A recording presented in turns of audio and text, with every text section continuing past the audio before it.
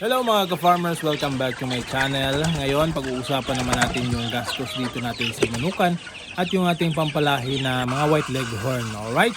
So mga ka-farmers, itong pagmamanok natin, hindi naman ito napaka-expensive nito mga ka-farmers sa pag-aalaga ng manok. Especially kapag wala tayong mga pagkukunan ng mga alternative na patuka, ay talagang mahihirapan tayo. So kung meron lang budget, wala namang problema mga ka-farmers, dahil kung may budget naman ay talagang maganda yung pag-farming natin or pag-aalaga natin ng ating mga alagang manok.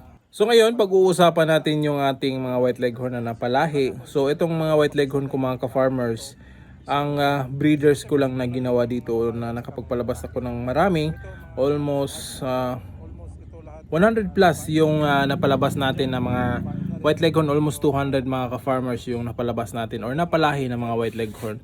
So ang gamit ko lang dito is dalawa lang na rooster, tapos 13 na inahin yung ginamit ko. So paano ko ba napaparami ito mga ka-farmers in a span of 2 to 3 months na pagpalahi nitong mga manok na ito?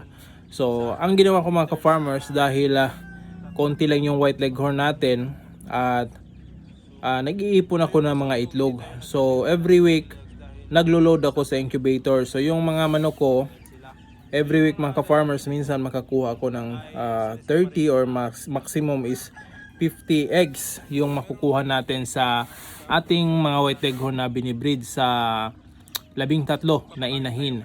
So almost every day din talaga silang nangingitlog, dahil alam naman natin na yung white leghorn talaga ay ang ganda ng pangingitlog nito mga ka-farmers. Kaya naman nakapag-produce tayo ng marami. So every week naglo-load ako sa incubator ng mga itlog, tapos every week din meron tayong napipisa. Kaya naparami natin yung mga white leghorn natin na palahi. So dito sa mga palahi ko ng white leghorn, nakapagbenta din ako ng nasa mga 120 heads yung napagbentahan natin ng ating palahi ng mga white leghorn. Kaya ito ay almost 200 plus mga ka-farmers yung na-produce natin. 200 plus yung na-produce natin na pagbentahan natin ng 100 plus. Kaya meron akong natira dito sa akin na nasa mga 100 din yung natira dito sa akin. So yan yung pinapalaki ko at gagawin kong mga RTL. So mostly mga ka-farmers, nasa 80 heads na yung mga babae na na-produce ko. Kaya yan yung gagawin natin ng mga RTL. Yung iba naman gagawin nating breeder kapag malaki na sila at kapag nangingitlog na sila.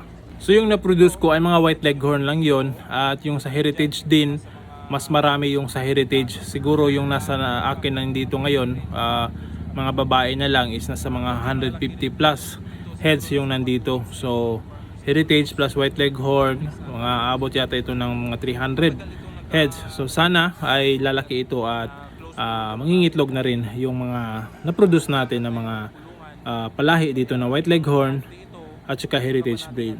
So yung gastos pala natin everyday mga ka-farmers dito sa manukan ay abot ng nasa 1,100 pesos per day yung patuka nila. So napakalaki talaga yung nagagastos natin dito sa ating pagmamanok. Alright, so yun lamang mga ka-farmers, hanggang sa muli. See you in my next vlog at happy farming! Woo!